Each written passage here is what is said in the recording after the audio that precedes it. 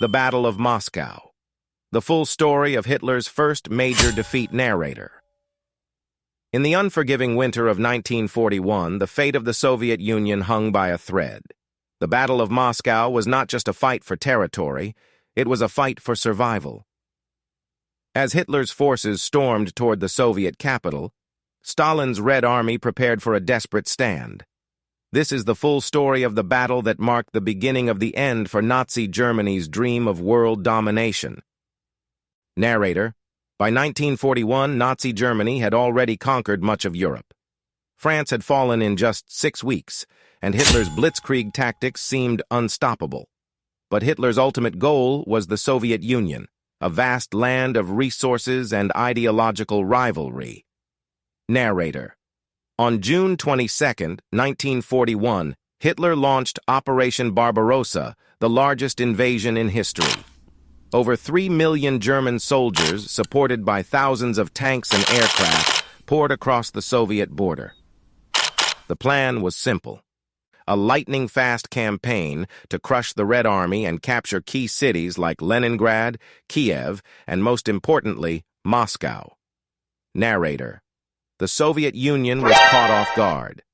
Within weeks, the Germans had advanced hundreds of kilometers, capturing Minsk and Smolensk. Stalin ordered a scorched earth policy, leaving nothing of value for the advancing enemy. Narrator. Moscow wasn't just the capital. It was the political, economic, and transportation hub of the Soviet Union. Its fall could cripple Soviet resistance.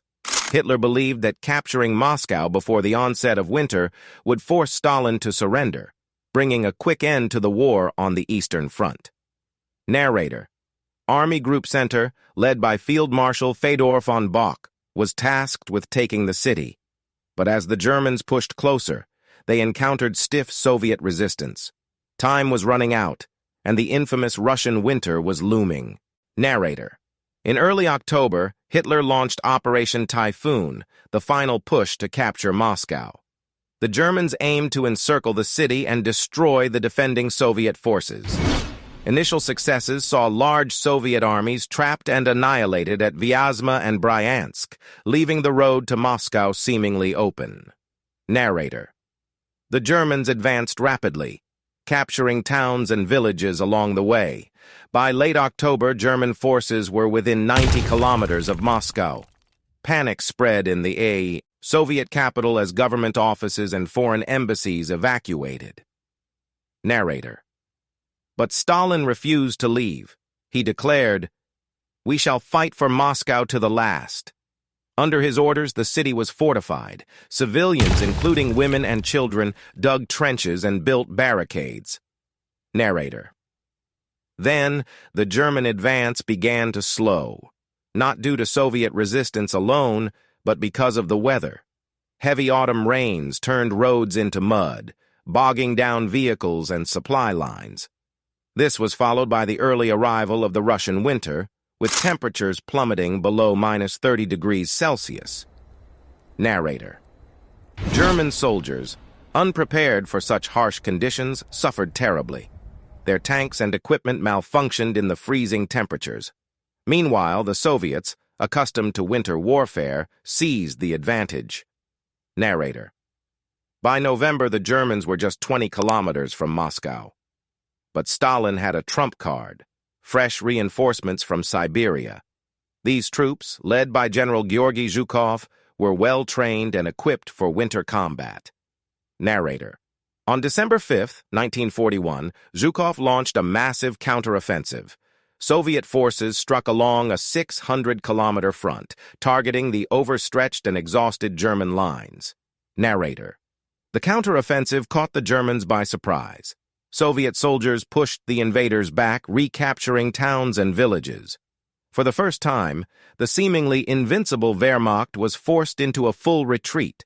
Narrator. The Battle of Moscow was a turning point in World War II. Hitler's dreams of a quick victory in the East were shattered. Over 500,000 German soldiers were killed, wounded, or captured during the campaign. For the Soviets, it was a morale-boosting victory, proving that the Red Army could not only resist, but defeat the Nazis. Narrator. Stalin declared the victory as a testament to Soviet resilience and unity. Moscow was saved, but the cost was immense. Over 1 million Soviet soldiers and civilians lost their lives defending the city. Narrator. Hitler, furious over the failure, dismissed several of his top generals. He blamed the weather, the Soviet resistance, and even his own troops. But the reality was clear. The German military was not prepared for a prolonged war in the harsh Russian winter. Narrator. Germany's defeat at Moscow had far-reaching consequences.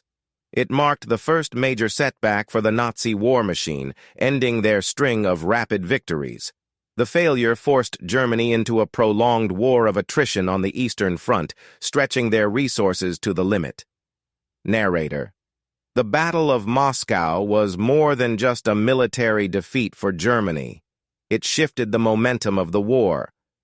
The Soviet Union, bolstered by its victory, launched further offensives in 1942 and 1943, eventually pushing the Germans back all the way to Berlin. Narrator. Today, the Battle of Moscow is remembered as a symbol of Soviet courage and determination. It stands as a reminder of the immense sacrifices made to defend the motherland and defeat fascism. Narrator. The human cost of the Battle of Moscow was staggering. Entire towns and villages were destroyed, families were torn apart, and millions were left homeless. Yet, the Soviet people endured, driven by a determination to defend their homeland at all costs. Narrator.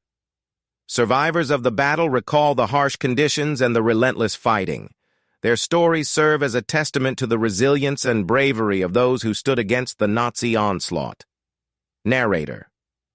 The Battle of Moscow was not just a military engagement. It was a battle of wills, a clash of ideologies, and a fight for survival. It was here, in the shadow of the Kremlin, that the tide of World War II began to turn.